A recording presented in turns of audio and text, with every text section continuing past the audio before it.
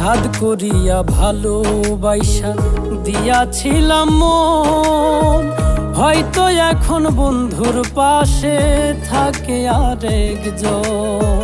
তবে কেন মিছামিছি, তবে কেন মিছামিছি আমারে কান্দাইলা? তুমি কিন্তু আমার বন্ধু, শখের মানুষ ছিলা রে। তুমি কিন্তু আমার বড় শখের মানুষ ছিলা।